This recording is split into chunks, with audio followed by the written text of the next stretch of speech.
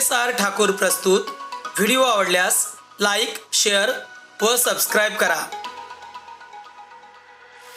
इयत्ता 9वी भूगोल प्रकरण 4 बाह्य प्रक्रिया भाग 2 भाग 1.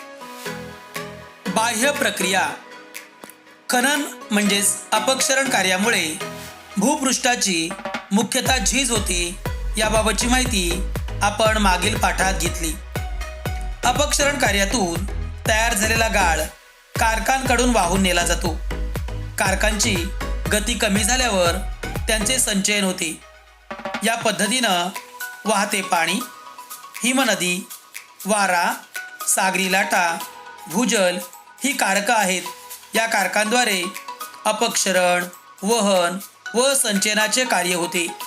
या कारकांमुळे भूपृष्ठात सतत बदल घडून येतात व नवनवीन भूरूपे तयार होतात आणि यातील काही भूरूपांची माहिती आपण या पाठात करून घेणार आहोत. नदीचे कार्य व भूरूपे. नदी म्हणजे काय?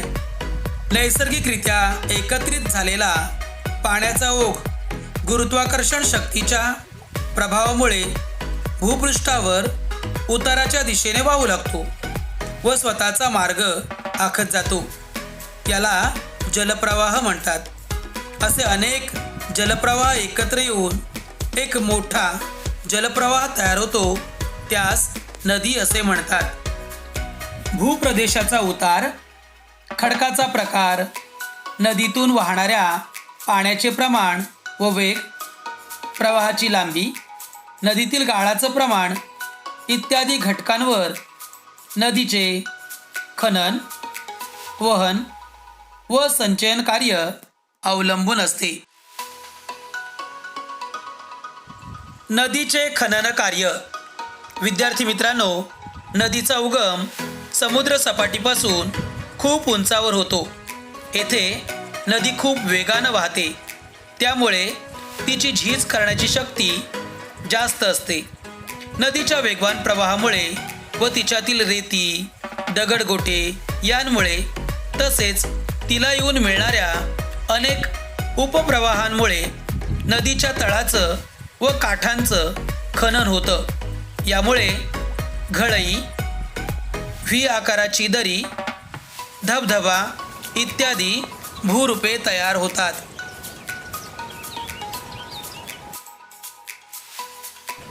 नदीचे वहन व संचयन कार्य.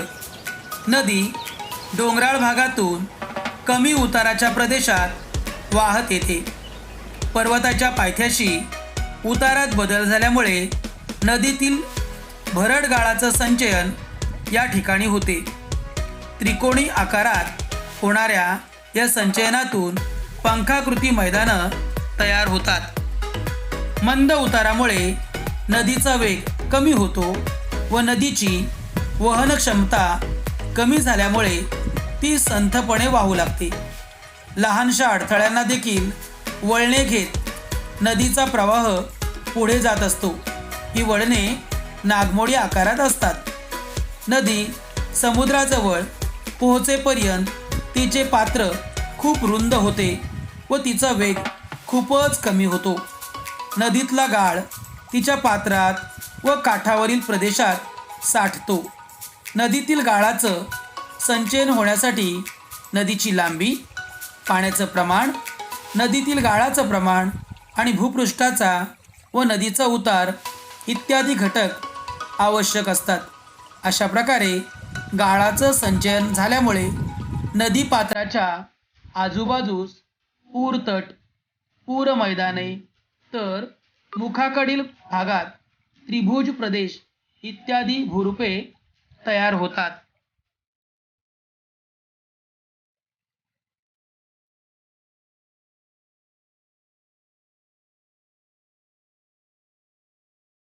हिमनदीचे कार्य व भूरूपे. विद्यार्थी मित्रांनो, ज्या प्रदेशात तापमान गोठण बिंदूच्या खाली असते अशा प्रदेशात हिमस्वरूपात वृष्टी होते. हिमवृष्टीमुळे भूपृष्ठावर हिमथर तयार होतो. हिमाच्या प्रचंड वजनामुळे हिमथर भूपृष्ठाच्या उतारावरून घसरू लागतो. दाब व घर्षण यामुळे थराच्या तळाशी जमिनीलगत असलेले बर्फ वितळू लागते आणि हिमनदी अतिशय संथपणे उताराच्या दिशेने सरकू लागते. विद्यार्थी मित्रांनो, नदीप्रमाणेच हिमनदी देखील खनन, वहन व संचयनाचे कार्य करत असते. हिमनदीचे खनन कार्य. हिमनदीचा वेग कमी असला तरी बर्फाचे वस्तुमान जास्त असल्यामुळे हिमनदी आपल्या तळाचे व काठांचे खनन कार्य मोठ्या प्रमाणात करत असते. हिमनदीच्या या खनन कार्यातून हिमगव्हर, शुककूट, गिरीशृंग, यू आकाराची दरी, लोंबती दरी व मेषशिला ही भूरूपे तयार होतात. हिमनदीचे वहन व संचयन कार्य. हिमनदी वाहताना आपल्याबरोबर गाळ वाहून आणते. या गाळास हिमोड असे म्हणतात. हिमोडाचे संचयनाच्या स्थानानुसार भूहिमोड, पार्श्वहिमोड, मध्यहिमोड व अंत्यहिमोड असे 4 प्रकार होतात. हिमनदीच्या संचयन कार्यातून हिमोडगिरी, हिमोड कटक इत्यादी भूरूपे तयार होतात. हिमोड व त्याचे प्रकार. नदी प्रवाह, हिमनदीचे पात्र, त्याचबरोबर पार्श्वहिमोड, मध्यहिमोड, अंत्यहिमोड आणि भूहिमोड. घळई. नदीचे खनन कार्य. नदीची नागमोडी वळणे, नदीचे खनन आणि संचयन कार्य. पंखाकृती मैदानं, नदीचे संचयन कार्य. पूरतट व पूर मैदान, नदीचे संचयन कार्य. व्ही आकाराची दरी, नदीचे खनन कार्य. त्रिभुज प्रदेश, नदीचे संचयन कार्य. हिमगव्हर व गिरीशृंग, हिमनदीचे खनन कार्य. यू आकाराची दरी, हिमनदीचे खनन कार्य. पार्श्व व मध्य हिमोड, हिमनदीचे संचयन कार्य. हिमोडगिरी, हिमनदीचे संचयन कार्य. मेषशिला, हिमनदीचे खनन कार्य. लोंबती दरी, हिमनदीचे खनन कार्य. हिमोड कटक, हिमनदीचे संचयन कार्य. सराव पेपर. प्रश्न क्रमांक 1. दिलेल्या पर्यायांपैकी योग्य पर्याय निवडून विधाने पूर्ण करा. 1. हिमनदी वाहताना आपल्याबरोबर गाळ वाहून आणते. या गाळास डॅश डॅश म्हणतात. अ. हिमगव्हर. ब. हिमोड कटक. क. हिमोड.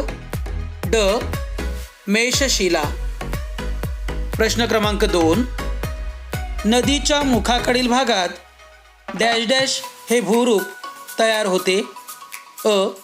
घळई. ब. पूरतट. क. त्रिभुज प्रदेश. ड. व्ही आकाराची दरी. प्रश्न क्रमांक 3. हिमवृष्टीमुळे भूपृष्ठावर डॅश डॅश तयार होतात. अ. हिमोड. ब. हिमथर. क. हिमगव्हर. ड. हिमोडगिरी. प्रश्न क्रमांक 4. हिमनदी अतिशय डॅश डॅश उताराच्या दिशेने सरकू लागते. अ. वेगानं. ब. संथपणे. क. जलद गतीनं. ड. मध्यम गतीनं. प्रश्न क्रमांक 2. योग्य जोड्या लावा. अ गट. अ. हिमनदीचे खनन कार्य. ब. नदीचे संचयन कार्य. क. नदीच्या मुखाकडील भाग. ड. नदीचे खनन कार्य. ब गट. 1. पंखाकृती मैदाने. 2. त्रिभुज प्रदेश. 3. घळई. 4. लोंबती दरी. प्रश्न क्रमांक 3. एका वाक्यात उत्तरे लिहा. 1. गाळाचे संचयन झाल्यामुळे नदीपात्राच्या आजूबाजूस तयार झालेली भूरूपे कोणती? प्रश्न क्रमांक 2. कोणत्याही 2 कारकांची नावे लिहा. प्रश्न क्रमांक 3. हिमोड म्हणजे काय? प्रश्न क्रमांक 4. हिमनदीच्या संचयन कार्यातून तयार झालेल्या भूरूपांची नावे लिहा. प्रश्न क्रमांक 4. थोडक्यात उत्तरे लिहा. कोणतेही 2. गुण 4. 1. हिमनदीचे खनन कार्य स्पष्ट करा. 2.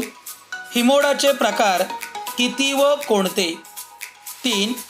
नदीचे खनन, वहन व संचयन कार्य कोणत्या घटकांवर अवलंबून असते ते लिहा. प्रश्न क्रमांक 5. सुबक आकृत्या काढा व योग्य त्या ठिकाणी नावे लिहा. कोणत्याही 2. 1. पूरतट व पूरमैदान. 2. हिमगव्हर आणि गिरीशृंग. आणि 3. हिमोड व त्याचे प्रकार. विद्यार्थी मित्रांनो, हा सराव पेपर आपल्या वहीत लिहा. पुढील भागात आपण वारा, सागरी लाटा व भूजल या कारकांतील वहन, अपक्षरण व संचयन कार्य यांबाबत माहिती घेऊ. असेच नवनवीन व्हिडिओ पाहण्यासाठी व्हिडिओला लाईक, शेअर व सबस्क्राईब करा. धन्यवाद.